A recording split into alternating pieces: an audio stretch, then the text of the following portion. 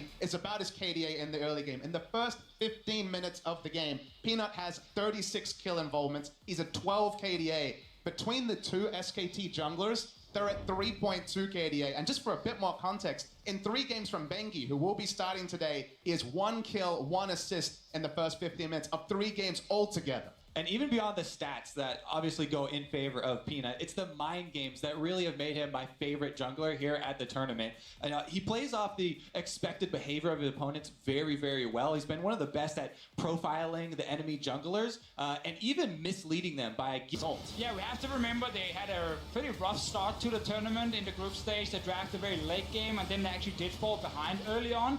We also have to remember when you are playing very proactive and like very fast, you tend to sometimes overextend, make a little mistake here and there.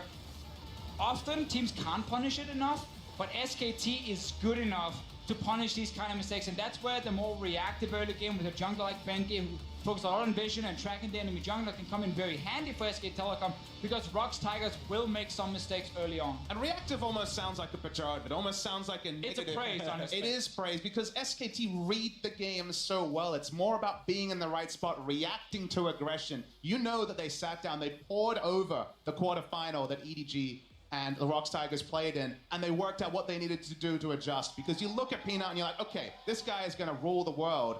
Well, they have done that many a time before. Well, as the official also brought up, having Bengi and Blank on the roster for SKT is a big boon for them, just because one of them, Blank, the more rookie of the two, gets to sit with Coma, with the coach, watch the first game, and listen to the comm. So he's prepared if they decide to switch him in with some extra intel, and a game plan heading into the match. And then following that up, we have seen Blank come in game 2 of a series just as recently as quarters. Suddenly, you're bringing a double world champion as effectively an extra coach because he would have actually read the first game he was in, have a very good idea of the lay of the land, and then get to be that extra smart voice in the comms. But here's the thing, we've talked all about ROX Tigers' ability to push the early game and have that kind of active, bloody early game. SKT, on the other hand, we saw in that graphic, they're 12th when it comes to the average amount of action in terms of that that early 15 minutes.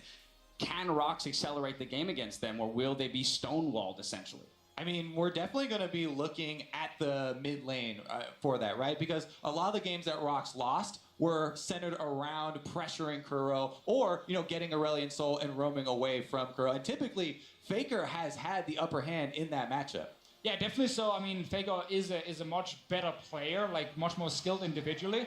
But I do think this meta actually fits Kuro just fine. Like, he can play his Victor, and he has we can only imagine what he's been preparing for this match. And a player that we haven't talked a ton about would be Smeb in the top lane. Probably underperforming due to expectation coming into the tournament, as people were putting him as the number one player in the world. How much does he need to step up in order for ROX to come away with a victory here today? I mean, I think Smeb needs to play at 100% together with Peanut. I think these two guys are the most important ones. I think the bot lanes are going to be fairly even against each other.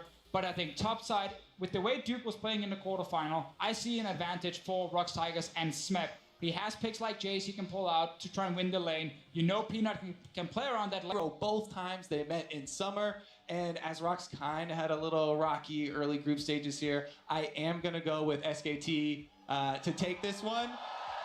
Right. As much as I do love Tigers and Peanut, I just feel like SKT are the more disciplined team, and in this long best of 5, I think they'll have the edge. You want to throw games on that? I will go 3-1 to make it even more. The safe one. Even more. All right, Papa Smithy, what you got for me? Look, I'm going to agree with part of what you're saying. I think that SKT come in favorites, especially on history. A lot of kind of the intangibles go the way of SKT. It's all about their adjustments, the fact that they read the game so well, VOD review, develop over a tournament.